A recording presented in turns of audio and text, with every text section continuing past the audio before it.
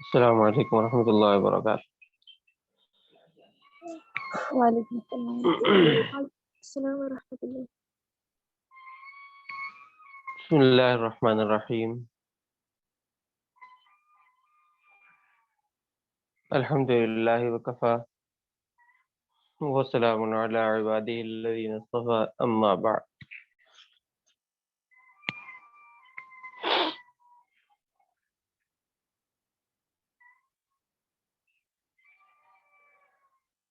اگلی حدیث ہے المؤمن غر کریم،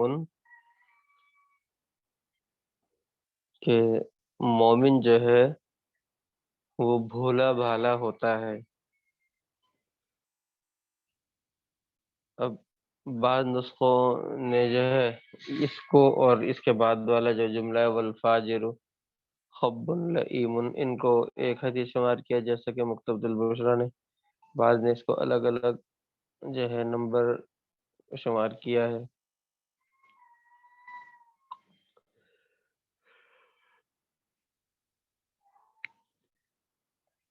تو المؤمن غر کریم، مومن بھولا بھالا ہوتا ہے، والفاجر خب لئیم، اور فاجر جو ہے وہ مکار اور کمینہ ہوتا ہے۔ مومن بھولا بھالا ہوتا ہے، غرن اس کا مطلب ہوتا ہے جیسے ناتجربے کار، جو بھولا بھالا ہوتا ہے اس کو کہتے ہیں۔ اور کریم جو ہے وہ کرم سے ہے، یعنی بھولا بھالا ہوتا ہے، اس کو کوئی اگر دھوکہ دے دے تو وہ دھوکہ بھی کھا جاتا ہے۔ فاجر کیونکہ دھوکہ دیتا ہے، دینے والا ہوتا ہے، تو مومن دھوکہ کھا جاتا ہے۔ مطلب یہ ہے کہ نیک ہوتا ہے، نرم مزاج ہوتا ہے، اور ہر ایک پر اعتماد کر لیتا ہے، اس وجہ سے اس کو کہیں دھوکہ بھی کھانا پڑ جاتا ہے، وہ کھا لیتا ہے دھوکہ، کہ کیونکہ وہ بد اعتمادی والی اس طرح کی صفت اس کے اندر ہوتی نہیں ہے، یا یہ کہ اس کے دھوکہ کھانے کی وجہ یہ ہے کہ وہ ہر ایک کے ساتھ اچھا گمان، حسن ظن رکھتا ہے ہر ایک کے ساتھ، اس وجہ سے بھی وہ کوئی ایسی بات کہہ دیتا ہے، لوگوں کو پتہ ہوتا ہے کہ نہیں یہ بدگمانی نہیں کرتا، تو اس لیے کوئی ایسی بات کہہ دیتا ہے جسے وہ سچ سمجھ جاتا ہے، اور وہ واقع کے خلاف ہوتی ہے، خلاف واقع بات ہوتی ہے۔ یہ وجہ بھی دوسری اس کی ہو سکتی ہے، اور ایک اور وجہ، تیسری وجہ یہ ہو سکتی ہے کہ اس کے سامنے چونکہ ہمیشہ آخرت کی کامیابی اور آخرت ہمیشہ اس کے سامنے ہوتی ہے، اس لیے کوئی آدمی کوئی بات اگر اس سے کہہ دے تو وہ اس کو مان لیتا ہے، اور آخرت کے جو انعامات ہیں، جو معاف کرنے پر بہت وارد ہوئے ہیں، تو وہ ان کو سامنے رکھتے ہوئے اگر کوئی جھوٹ بھی بول دے اس سے، اور اس طرح دھوکہ دے کر اس سے معافی مانگ لے، تو وہ اس کو معاف کر دیتا ہے، کیونکہ آخرت کے انعامات اس کے مد نظر ہوتے ہیں۔ تو اس لیے فرمایا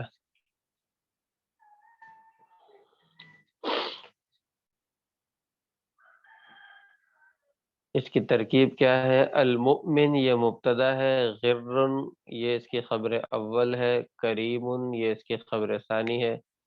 مبتدا اپنی دونوں خبروں سے مل کر جملہ اسمیہ خبریہ ہوا۔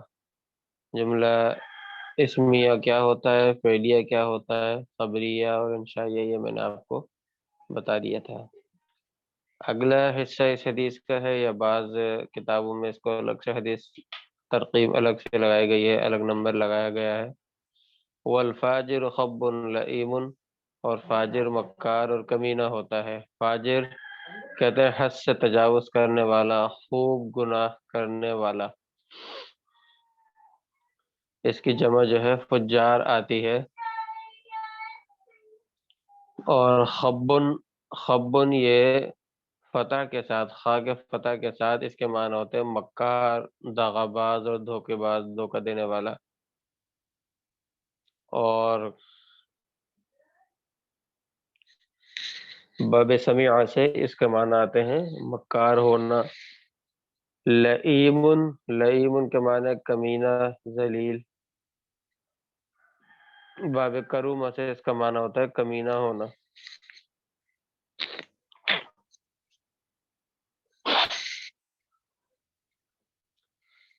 خبن، مکار اور کمینے دھوکے باز کو کہتے ہیں، یعنی حدیث کا مطلب یہ ہے کہ فاسق اور فاجر جو ہے یہ دھوکے باز اور مکار ہوتا ہے، وہ کسی سے دھوکہ نہیں کھاتا، الا یہ کہ کوئی اس سے بھی بڑا دھوکے باز ہو تو وہ تو اس کو دھوکہ دینے میں چکما، جیسے کہتے ہیں چکما دے گیا، تو دھوکہ دینے میں کامیاب ہو جاتا ہے۔ اور وگرنہ بس یہ اس کا یہ ہوتا ہے کہ یہ خود دھوکے باز ہوتا ہے، اس لیے اس کو کوئی دھوکہ نہیں دے سکتا، اور پھر اگر کوئی دے دے دھوکہ تو پھر یہ اس کی فکر یہ ہوتی ہے کہ بس کسی طرح میں اس سے بدلہ لے لوں۔ مومن جو ہوتا ہے وہ معاف اور درگزر سے کام لیتا ہے کہ ہو گیا تو چلو ہو گیا بس ٹھیک ہے، اب وہ درگزر سے کام لیتا ہے، مگر یہ کہتا ہے کہ نہیں بدلہ تو لینا ہے۔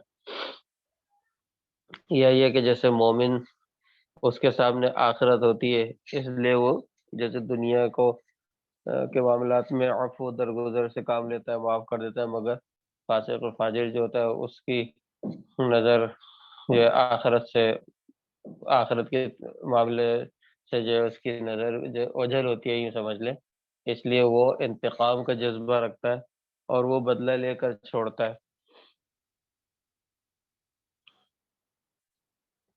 وہ سمجھتا ہے کہ بس بعد آخرت کا یا تو ہوتا ہی نہیں ہے تو اس کو کیا ڈر، اور ہوتا بھی ہے اگر تو وہ کہتا ہے کہ وہ چلو آخرت میں دیکھی جائے گی، لیکن یہاں تو نہیں چھوڑنا۔ اس طرح کے جو ہے اس کے عقائد ہوتے ہیں اس طرح کے، اس لیے فرمایا کہ وہ بڑا مکار اور کمینہ ہوتا ہے۔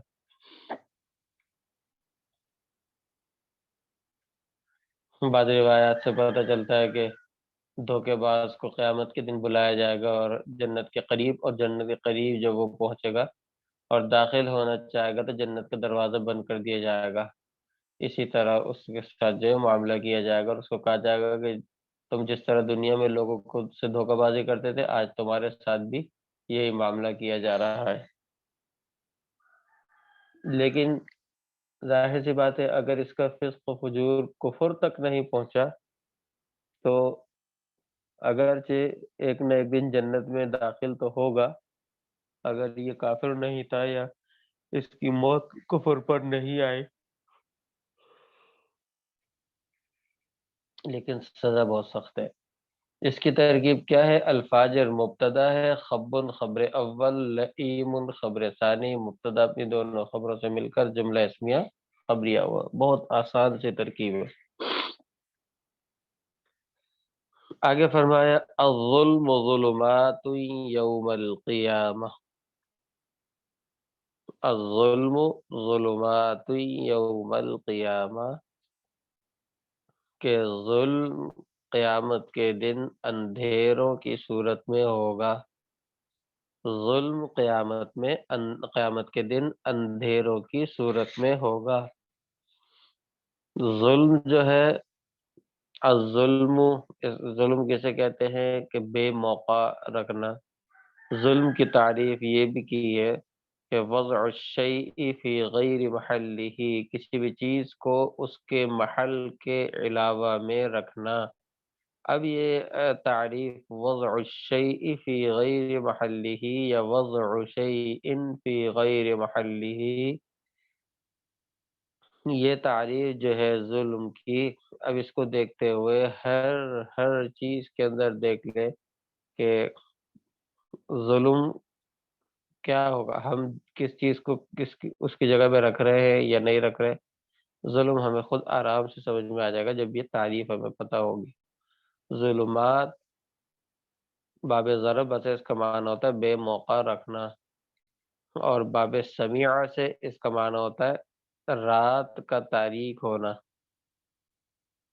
ظلم یظلم بے موقع رکھنا، اور ظلم یظلم باب سمیع سے رات کا تاریک ہونا۔ تو الظلم ظلمات، یہ دونوں یوم یوم القیامہ، یوم دن کو کہتے ہیں، اس کی جمع ایام آتی ہے. استاد اور صاحب جی یہ باب سمعہ سے یا باب ضرب سے ہے؟ کون سا؟ الظلم. الظلم یہ باب ضرب سے ہے، اور ظلمات باب سمع سے، اچھا. کیونکہ باب ضرب سے اس کے معنی بے موقع رکھنا، یعنی ظلم جو ہوتا ہے، جو ہم جسے ہم بھی ظلمی کہتے ہیں اردو میں. باب ضرب سے اس کے معنی ظلم ہے، اور باب سمع سے اسی ظلم کے معنی اندھیرا، رات کا تاریک ہونا ہے. جی استاد صاحب. قیامہ مرنے کے بعد جب دوبارہ اٹھیں گے، جو بھی دوبارہ اٹھے گا زندہ ہوگا. اور کیونکہ ہمارا مذہب یہی ہے مسلمانوں کا، کہ مرنے کے بعد جب اٹھیں گے تو وہ قیامت کا دن ہی ہوگا. تو ظالم جو ہے وہ قیامت کے دن اندھیروں میں ہوگا، یعنی اس نے جو ظالم ہوگا، ظلم کرنے والا ہوگا، تو ایمان کی روشنی اس کی مدھم پڑ چکی ہوگی، کہ نور ایمان اور پھر اعمال صالحہ کا جو نور ہوتا ہے مومنین کے ساتھ ہوگا. نورہم یسعی بین ایدیہم و بایمانہم، کہ قیامت کے دن مومنین کے لیے نور ان کے آگے اور دائیں طرف دوڑتا ہوگا. تو اس کی وجہ سے وہ ان کے لیے پل صراط پہ چلنا آسان ہوگا. لیکن جو ظالم ہوگا اس کا یہ نور اعمال صالحہ کا نور، ایمان کا نور جو ہے وہ مدھم ہو چکا ہوگا اس کے، کیونکہ اس کے بعد اپنے ظلم کرنے کی وجہ سے اندھیرا ہی اندھیرا ہوگا. پہلی بات سمجھ میں. تو اس لیے فرمایا کہ جو اعمال صالحہ وغیرہ کا نور ہوتا ہے وہ نور اس کے پاس ہوگا ہی نہیں، اس لیے کہ ظلم جو اس نے کیے ہیں اعمال سیئہ ہے، وہ ظاہر سی بات ہے. اور ظلم کے اندھیرے اتنے اندھیرے ہوں گے اس کے، کہ وہ نور ہوگا ہی نہیں، روشنی ہوگی نہیں اس کے بعد. بعض علماء کرام فرماتے ہیں کہ اس حدیث میں جو ظلمات استعمال ہوا ہے اس سے مراد قیامت کے دن کی تکلیفیں اور مشکلات ہے.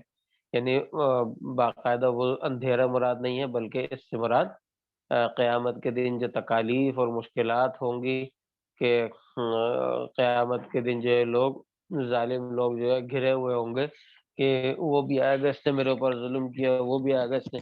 اندھیرا چونکہ انسان کو گھیرا ہوا ہوتا ہے، تو مراد یہ ہے کہ سب مظلوموں نے اس کو گھیرا ہوا ہوگا، یہ گھرے پڑے ہوں گے سارے ظالمین اس طرح. تو اس سے یہ مراد ہے. بعض علماء کرام نے یہ فرمایا.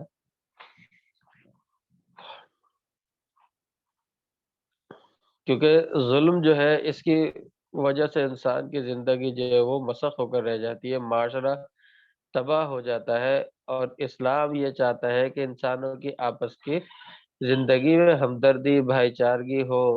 اور ظلم جو ہے وہ اس سب ہمدردی، بھائی چارگی کو ختم کر کر معاشرے کو بگاڑ کر تباہ و برباد کر کے رکھ دیتا ہے. اس لیے قیامت کے دن اس کی بہت سخت سزا ہے ظلم. مرنے والا بھلے کسی مبارک دن یا مبارک مہینے میں بھی مر جائے، مگر اس کو ظلم کی سزا ملے گی. بعض اوقات ایسا ہوتا ہے کوئی ظالم ہوتا ہے، وہ کسی، مثال کے طور پہ جمعے کے دن مر گیا، شب جمعہ کے دن مر گیا، یا ماہ رمضان میں مر گیا، تو لوگ کہتے ہیں کہ بہت مبارک موت ہے. اب جن جو مظلومین ہوتے ہیں وہ بھی یہ دیکھ کر جو ہے سوچ رہے ہوتے ہیں کہ لے اس نے تو ظلم کیا ہے اور یہ تو بہت اچھی موت مر گیا. تو مقصد یہ ہے کہ اس کو ظلم کا بدلہ ملے گا. کسی موت کا تو وقت اللہ تعالیٰ نے لکھا ہے، لیکن کسی اچھے مہینے میں یا اچھے دن میں مر جانے سے یہ نہیں، اس کا یہ مطلب نہیں ہے کہ بس اس نے جو ظلم کیا، جو زیادتی کی، وہ سب کا سب جو ہے معاف ہو جائے گا، اس کا یہ مطلب نہیں ہے. ہاں ہمیں کیا کرنا چاہیے؟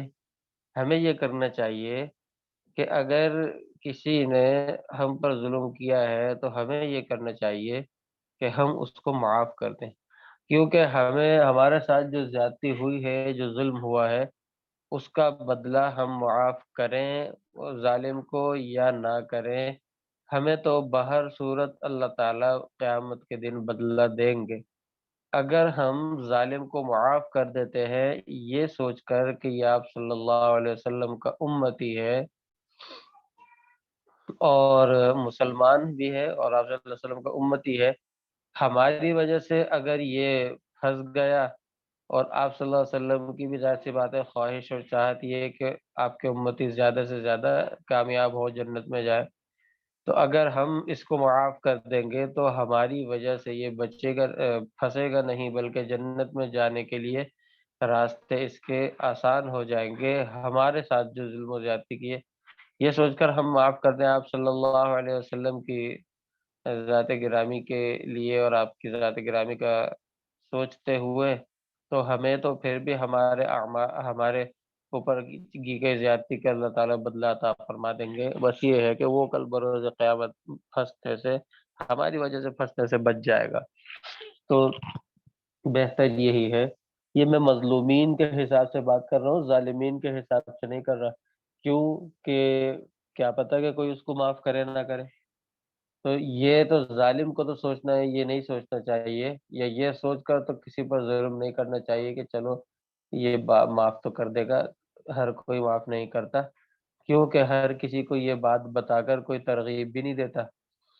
یہ بات بتا کر جو آپ کو بتا رہا ہوں، یا میں نے بہت سے لوگوں کو سمجھا بجھا کر ان سے، جس نے ان پر ظلم کیا ان کو معاف کروایا ہے، لیکن ہر کوئی نہیں کرتا، ہر کوئی یہ نہیں بتاتا ہے، اس لیے علماء کرام یہ بتاتے ہیں، اس لیے یہ سوچ کر تو کبھی ظلم کرنا بھی نہیں چاہیے کہ چلو وہ معاف تو کر دے گا، ہمیں نہیں کرنا چاہیے۔ یہ مظلومین کے حساب سے بتا رہا ہوں کہ مظلومین کو چاہیے کہ وہ پھر معاف کر دیں، جب اس کا انتقال ہو جائے یا اپنے انتقال سے پہلے پہلے معاف کر دیں۔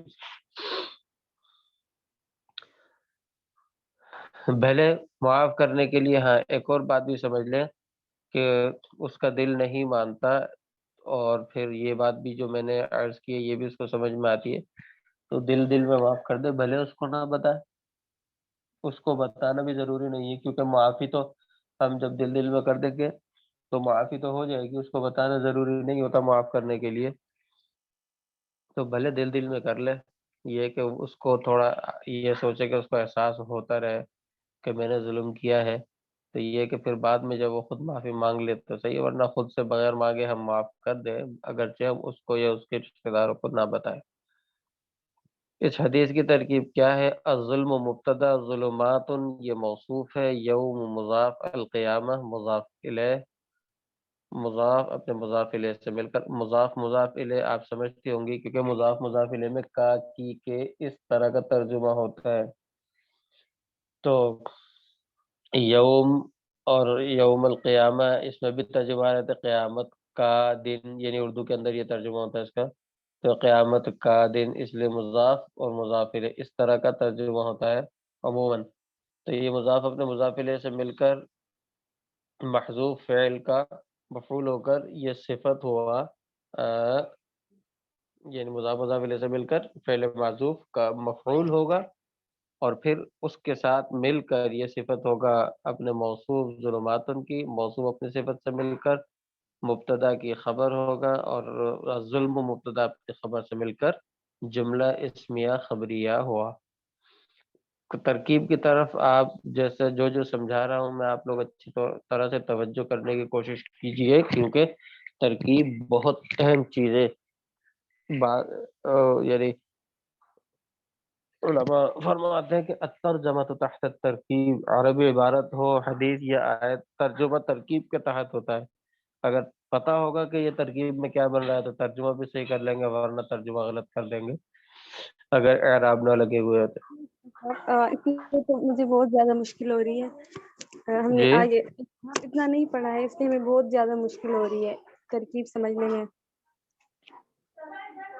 کیا آپ نے زیادہ نہیں پڑھا؟ یہ علم النحو سے نہیں پڑھا ہے نا ہم نے آگے تک، یہ ختم ہی نہیں ہوا ہے ابھی تک۔ اچھا، لیکن جو چیزیں میں سمجھا رہا ہوں یہ تو آپ کو سمجھ میں آ رہی ہے نا، جیسے میں مضاف مضاف الیہ، جی جی، یہ بس شروع آپ کے ان کو ہاں ان کو سمجھتی جائیں۔ مبتدا خبر اس دن میں نے سمجھا دیا تھا، اور اسی طرح جملہ فعلیہ کیا ہوتا ہے، اسمیہ کیا ہوتا ہے، پھر خبریہ اور انشائیہ کے اعتبار سے قسم وہ میں نے بتا دی تھی۔ جی سب ایک ہی کہ آپ اگر ہو سکے تو 15 منٹ ہمیں عوامل نوی پڑھا دیں اس کے ساتھ۔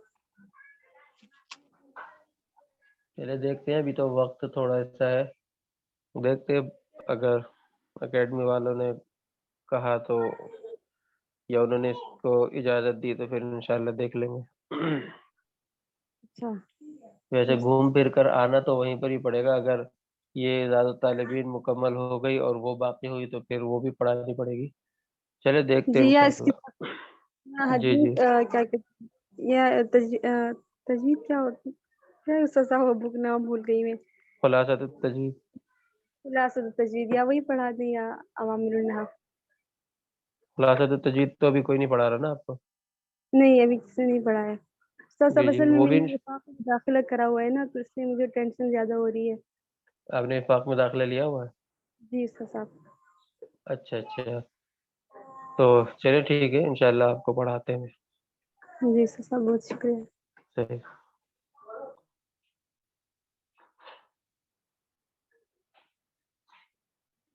آگے فرمایا البادئ بالسلام بریء من الکبر۔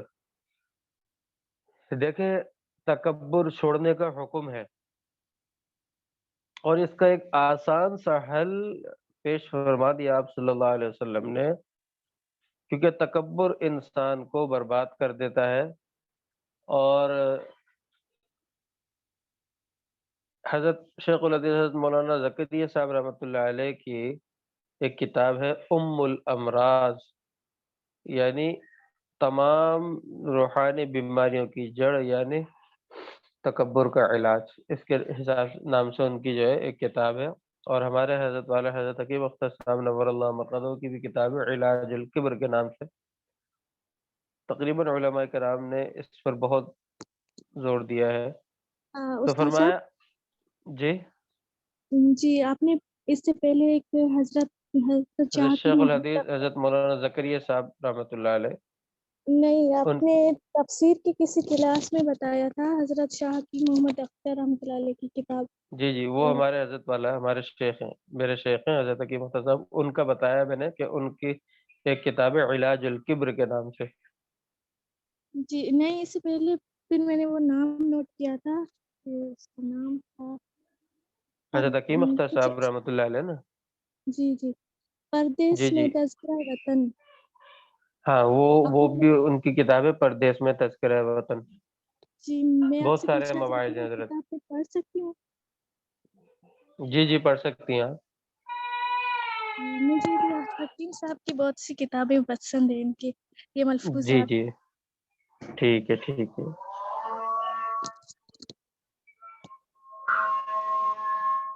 چلے اذان ہو گئی ہے، اس کو پھر انشاءاللہ کل پڑھتے ہیں۔ وآخر دعوانا الحمد للہ رب العالمین۔